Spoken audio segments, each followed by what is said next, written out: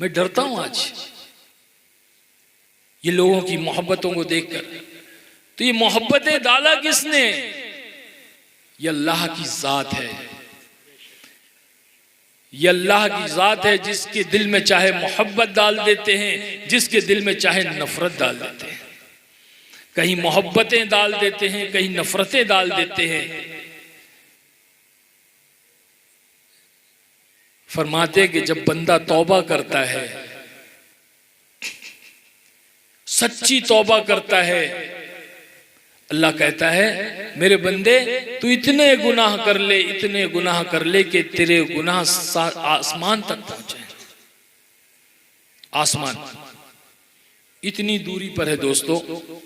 साइंसदान कहते हैं कि एक हवाई जहाज या एक रॉकेट रोशनी की रफ्तार से भेजा जाए। रोशनी की रफ्तार, light speed, the fastest speed in this world, सबसे तेज रफ्तार रोशनी की रफ्तार है। 1 सेकंड में 3 लाख माइल जाती है।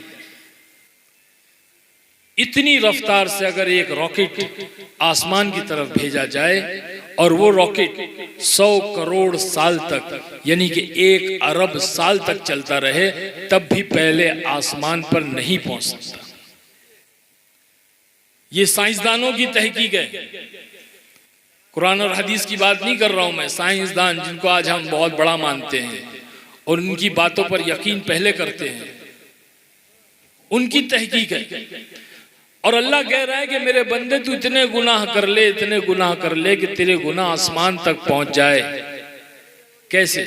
आसमान तक पहुंच जाने का क्या मतलब?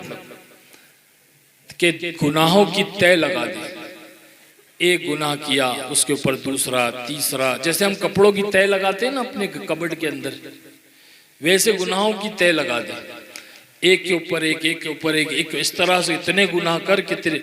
मैं तो कहता हूं कि आदम अलैहिस्सलाम से लेकर कयामत तक आने वाला आखिरी इंसान, मर्द औरत सब मिल जाए और यहां तक कि जिन्नात भी मिल जाए और मिलकर गुनाह करना शुरू करे, तब भी इतने गुनाह नहीं कर सकते कि आसमान तक पहुंच जाए। भाई मैं गुजारिश करूंगा कि उठ कर ना जाए। मैं सच कहता हूं मेरी तबीयत इतनी खराब थी और मैं, देखिए भाई बैठ जाइए, मेहरबानी करके बैठ जाइए। मैं ज्यादा बात करने की ताकत मेरे अंदर भी नहीं है। मैं बहुत दूर से आ रहा हूं, 2000 किलोमीटर से भी ज्यादा है बेंगलोर। 3 घंटे का फ्लाइट था, फिर 5 घंटे तो एयरपोर्ट से यहां तक आने लग गए। पूरी रात मैं सोया नहीं हूं। लेकिन हमारे अल्लाह इनको जज़ाए खैर दे, आरिफ हुसैन साहब ने एक मोहब्बत पैदा हो गई इनसे। इनका नाम मेरे नाम से मिलता है, मेरे हम नाम है। और मुझे फ़ोन करके बताया यहाँ के अहवाल और यहाँ के हालात, तो मेरा दिल जो है वो बिल्कुल रोने लगा। मैंने कहा कि बस ठीक है, मैं आ रहा हूँ। तो अब मैं बात कर रहा हूँ और आप कोई उठ के चला जाए, मुझे कितना बुरा लगेगा। कितने वक्त से आप लोग बैठे, अल्लाह आप लोग की कुर्बानियों को कबूल फरमाए। कितने घंटों से बैठे आप। अब थोड़ी सी बात इंशाल्लाह करके दुआ करा देंगे और जो तकाजे आपके सामने लाएंगे, अल्लाह की ज़ात से उम्मीद है कि आप समझोगे उन तकाजों को और आप अल्लाह के लिए मदद करोगे। मैं तो भिखारी बन करके आया हूँ आपके यहाँ पर भाई। हाँ, झोली फैलाने के लिए आया हूँ कि डाल दो भाई हमारे दामन में कुछ। मेरे लिए नहीं, मेरी ज़ात के लिए नहीं, अल्लाह के लिए, अल्लाह के दीन के लिए, अल्लाह के मदरसे के लिए, अल्लाह की मस्जिदों के लिए, बस इसके लिए। तो आप चले जाओगे तो मैं किसको बात करूंगा? तो बैठोगे इंशाअल्लाह। और देखो मैं बयान तकरीर मुझे नहीं आते, तो माशाअल्लाह उलमा इकराम का, मुफ्तियान, इनका काम है। ये हजरात जो बैठे मेरे दाएं बाएं, ये इनका काम है, ये इनमें माहिर है, इन्होंने इसी को सीखा है और इनकी कुर्बानियां हैं। 7-8 साल मदरसों में देते हैं ये, तब जाकर के ये आलिम बनते। हम तो जालिम है भाई। अल्लाह के रास्ते में चलते फिरता मदरसा, दावत व तबलीग की मेहनत में चल चल के जो बड़ों से सुना है, सीखा है, वो उसको दोहरा रहे। मकतब इश्क के अंदाज निराले देखे, मकतब इश्क के अंदाज निराले देखे, छुट्टी उसे न मिली जिसने सबक याद किया। गफलत का मेरी आंख से पर्दा हटा दिया, गफलत का मेरी आंख से पर्दा हटा दिया। ठोकर ने मुझे 2 कदम आगे बढ़ा दिया। और खुश हो रही थी जिसको बुझाकर वो आंधियां, अल्लाह ने उसी चिराग को फिर से जला दिया। नारे तकबीर, अल्लाहु अकबर, नारे तकबीर, अल्लाहु अकबर, नारे तकबीर, अल्लाहु अकबर। सब बैठेंगे इंशाअल्लाह।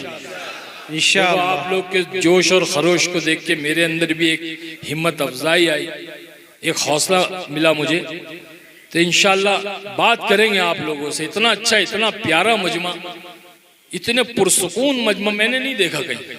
किस अंदाज में, किस मोहब्बत से बैठे हुए, अल्लाह बेइंतहा उसकी बारगाह में कबूल फरमाए। भाई आपकी कुर्बानी मामूली कुर्बानी नहीं, अपना सब काम धंधा छोड़ के, नींद को, आराम को छोड़ के, फैमिली को छोड़ के यहाँ के बैठे हुए। ये तो अल्लाह ने बिठाया, अल्लाह ने भेजा। मेरी यहाँ आने की हिम्मत और ताकत और औकात नहीं थी। अरे मेरे भाई, हम तो जो है मस्जिदों में जूते चप्पल रखते हैं ना, वहां बैठने के काबिल नहीं थे।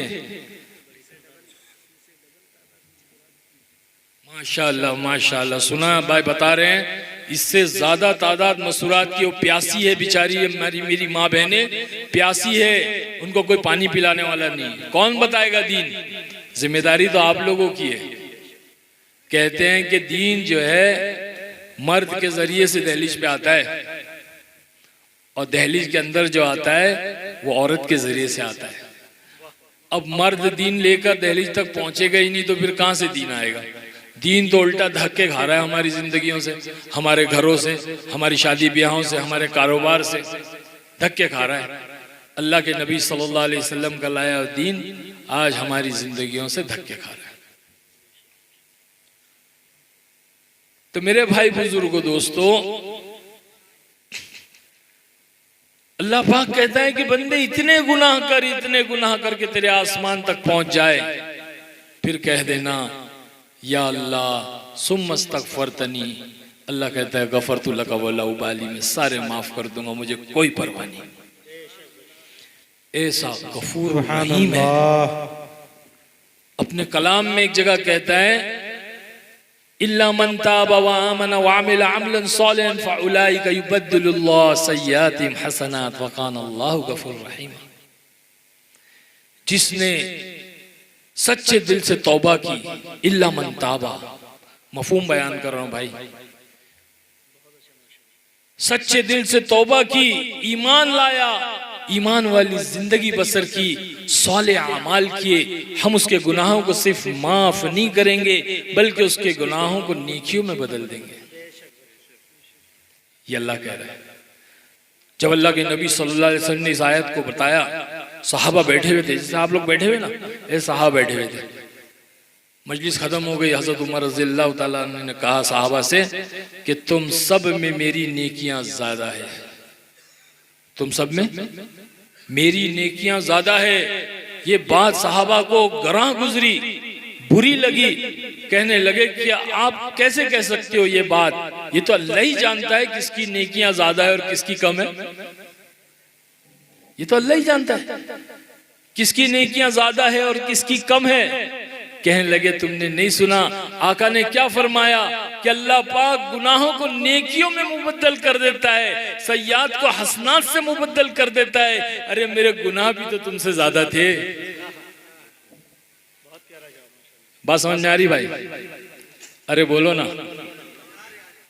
तो मैं तो कोई आलिम नहीं हूं भाई, मुझे बयान नहीं आता है। मैं कह रहा हूं ना, ये तो मुज़ाकरा है, मुज़ाकरा। एक कहना सुनना है, एक समझाना है। हमारे बड़े कहते हैं कि अल्लाह के रास्ते में निकल करके इतना समझाओ, इतना समझाओ, इतना समझाओ कि अपनी समझ में आ जाए।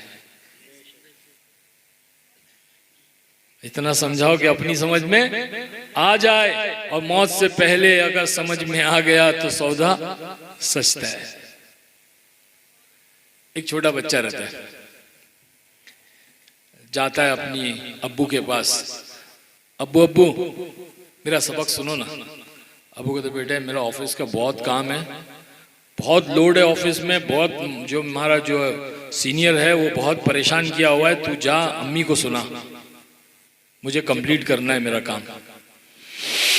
बच्चा है, मासूम है, छोटा, 4-5 साल का, 6 साल का। अम्मी के पास जाता है, अम्मी अम्मी मेरा सबक सुनो ना। अम्मी कहती नहीं बेटा इतने काम पड़े हुए, अभी खाना कंप्लीट नहीं हुआ, खाना पकाना है, बर्तन धोना है, कपड़े धोना है, फला फला, तू जा बाजी को सुना। बाजी उससे थोड़ी बड़ी रहती है। बाजी बाजी मेरा सबक सुनो ना। बाजी कहती है मेरे स्कूल का होमवर्क ही कंप्लीट नहीं हुआ, मुझे मेरा काम है, तू अपना जा एक काम कर, वो बकरी को सुना। अब बकरी उधर घास खाती रहती, बकरी घास खा रही। ये गुस्से में आता, अब्बू ने नहीं सुना, अम्मी ने नहीं सुनी, बाजी ने नहीं सुना, बकरी को ही सुनाता। अब वहां जाता है तो देख रहा था बकरी अपने घास खाने में मसरूफ है। गुस्से में उसका कान पकड़ता है, कान पकड़ के कहता है सुन मेरा सबक, अली बा ता सा। अब शुरू करता है सबक सुनाना। कान छोड़ता है, पूछता है समझ में आया? अब बकरियां कान छोड़ेंगे तो बकरी क्या करती है? ऐसी करती ना। बकरियां कान छोड़ेंगे तो बकरी ऐसे करती।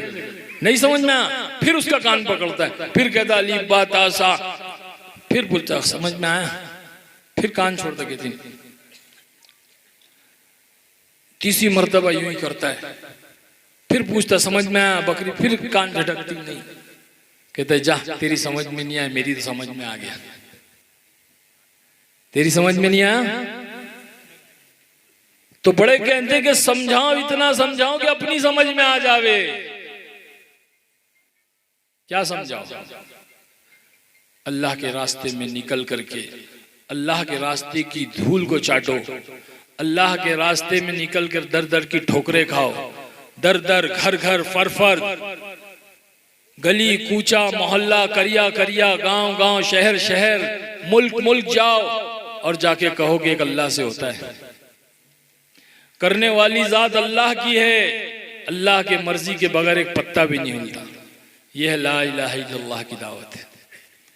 और दूसरी बात ये समझाओ कि हजरत मोहम्मद सल्लल्लाहु अलैहि वसल्लम के तरीकों में 100% कामयाबी है, गैरों के तरीकों में और रस्म और रिवाज में 100% नाकामी है। लेकिन ये कौन करेगा? जिसके दिल में ये जज्बा होगा कि मैं गुनहगार हूं, मैंने बहुत सारे गुनाह किए हैं, मैंने दिन के उजाले में और रात के अंधेरे में खुल्लम खुल्ला अल्लाह के हुक्म अदुलिया की है, अल्लाह के हुक्मों को तोड़ा है, हजरत मोहम्मद सल्लल्लाहु अलैहि वसल्लम के तरीकों को छोड़ करके जिंदगी बसर की है, सरासर अल्लाह की नाफरमानी की है। जब बंदा ये सोचेगा, ये एहसास करेगा, जिसको रिग्रेट होगा, जिसको महसूस होगा, वही तौबा करेगा और वही अल्लाह के रास्ते में निकलेगा। हम कितने बड़े नाफरमान हैं? हमने कभी सोचा है कि हम कितने बड़े नाफरमान हैं अल्लाह के?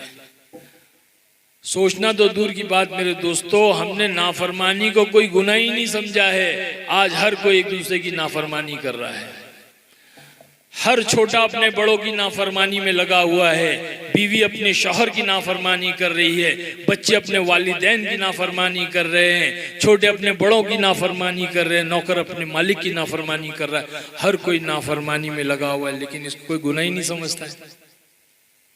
मैं आपको बताता हूँ नाफरमानी कितना बड़ा गुनाह है। मुझे आप बतलाएं, आसमानी दुनिया में सबसे पहला गुनाह कौन सा हुआ? कोई बताएगा? अरे बोलो ना,